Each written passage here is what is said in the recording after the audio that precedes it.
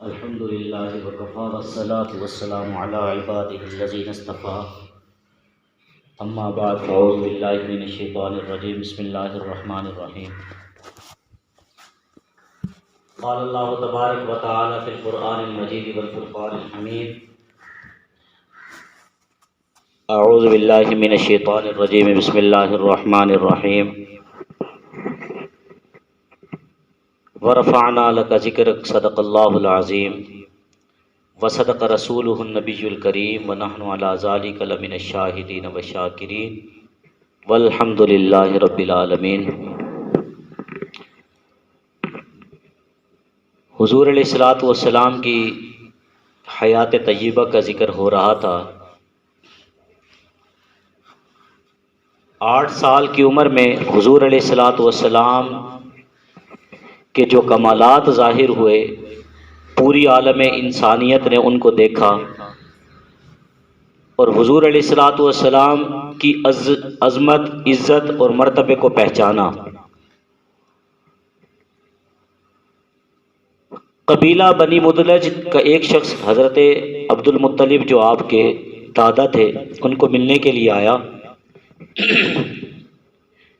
تو حضور علیہ الصلوۃ والسلام ایک سفید کلر کی چادر جو یمنی چادر تھی اس پہ سرخ رنگ کی دھاریاں ہوا کرتی تھی،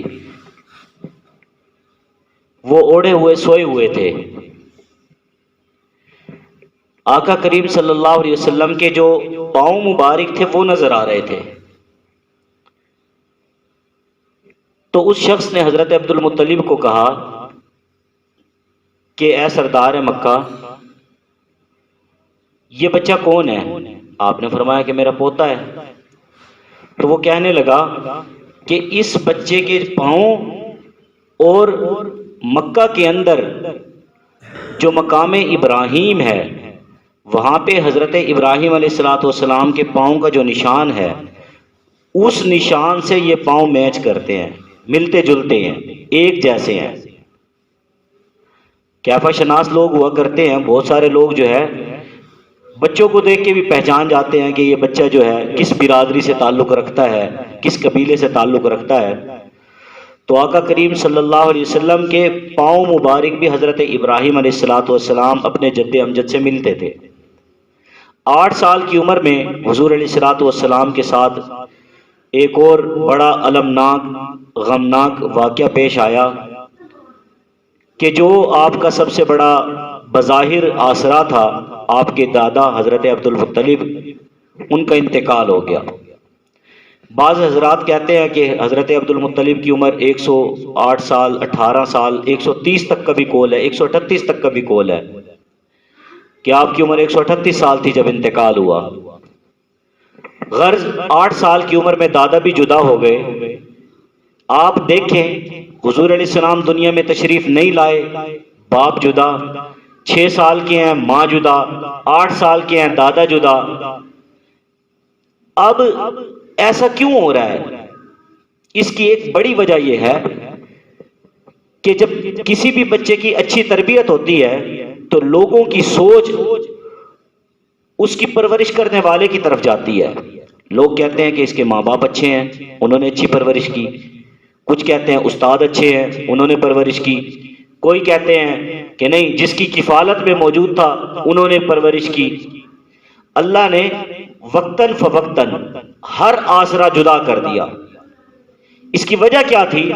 تاکہ جب حضور علیہ الصلوۃ والسلام کے کمالات کو دیکھا جائے، کوئی بندہ یہ نہ کہے کہ ان کی پرورش میں آپ کی ماں کا ہاتھ ہے، کوئی بندہ یہ نہ کہے حضور کے کمالات میں آپ کے باپ کا کمال ہے، کوئی بندہ یہ نہ کہے کہ آپ کے ادب میں، آپ کی سوچ میں، آپ کی سمجھداری میں آپ کے دادا کا کمال ہے۔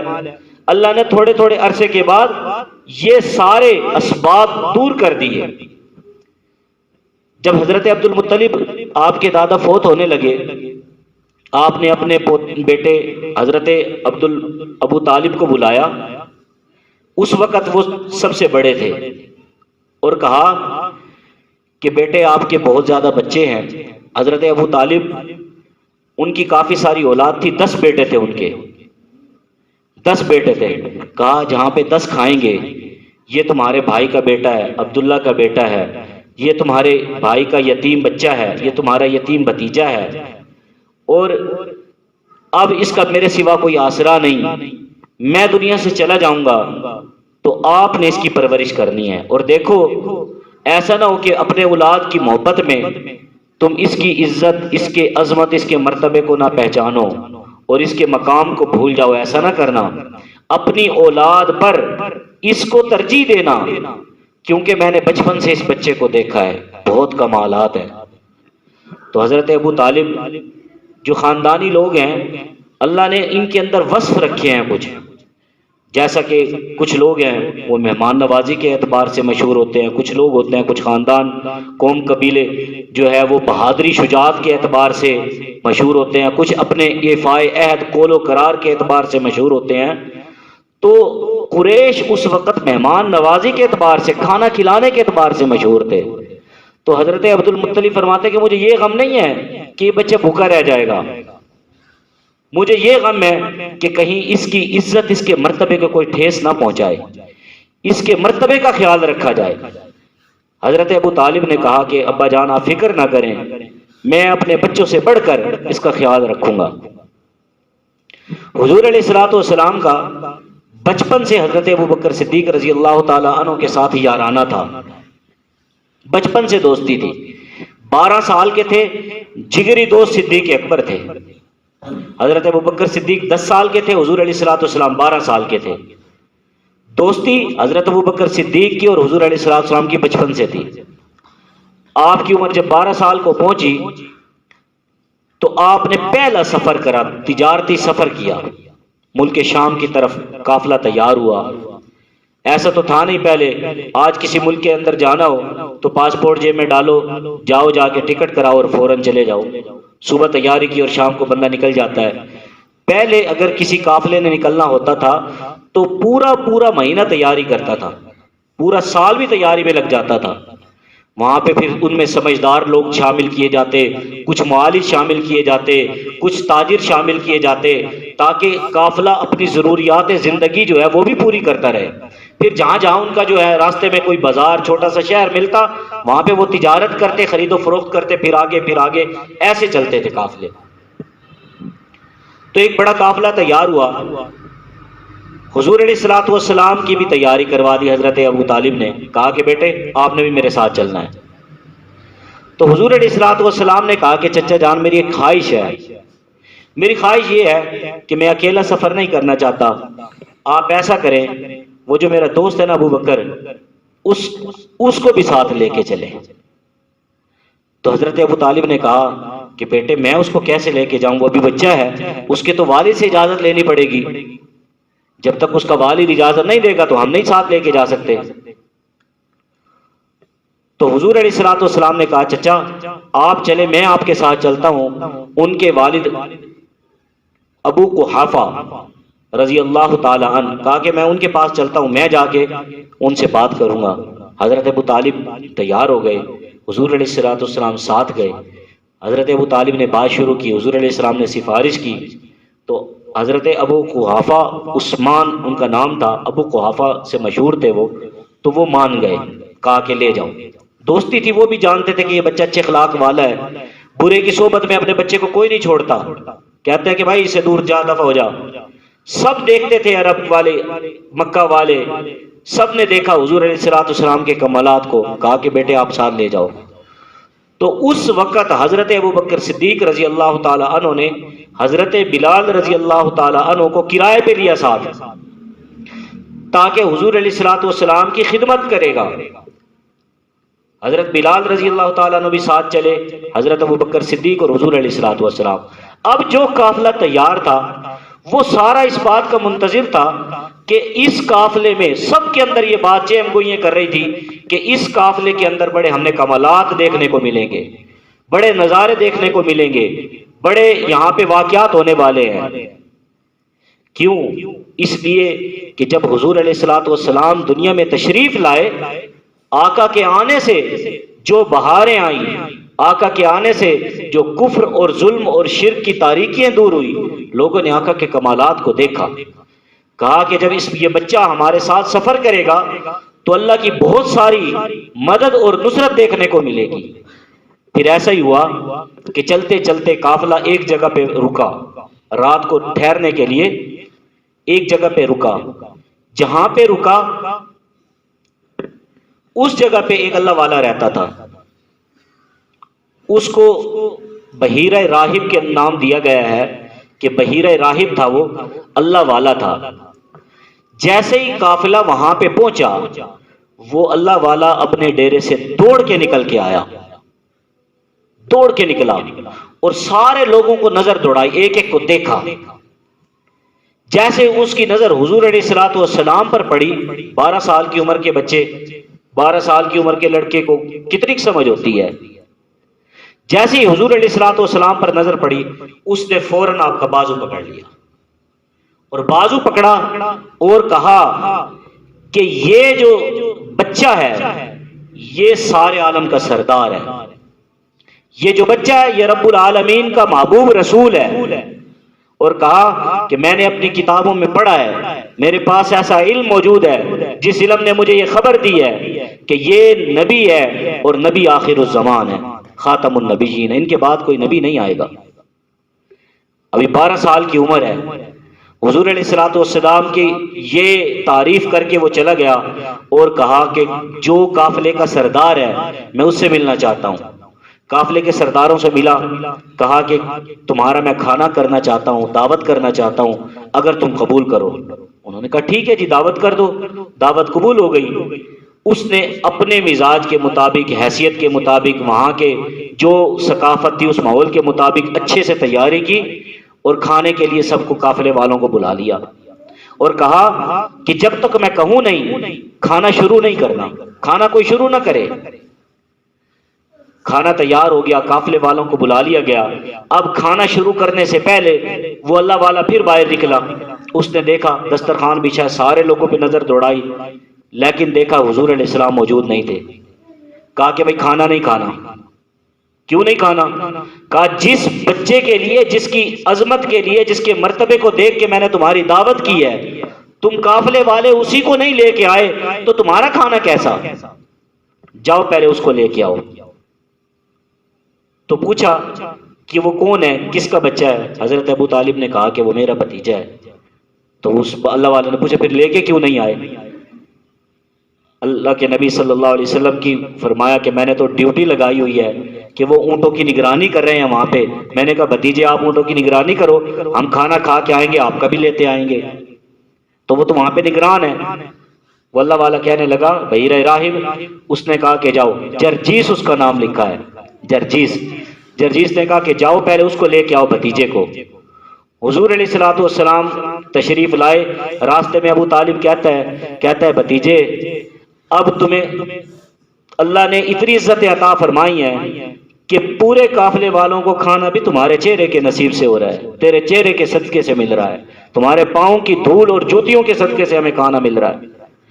یہاں حضور علیہ الصلوۃ والسلام کی یہ عزت دیکھی۔ اور پھر اسی واقعے کے اندر جب حضور علیہ الصلوۃ والسلام وہاں پہ پہنچے ہیں، اس جگہ پہ جہاں پہ لوگ بیٹھے ہوئے ہیں کھانا کھانے کے لیے، وہ دسترخوان جیسا کہ اب ہم یہاں پہ چلے جاتے ہیں کہیں لنگر ہوتا ہے تو لوگ درختوں کے نیچے جگہوں پہ بیٹھتے ہیں، تو وہاں پہ درخت، کافی بڑا درخت تھا، اس کے نیچے سارا قافلہ بیٹھا ہوا تھا۔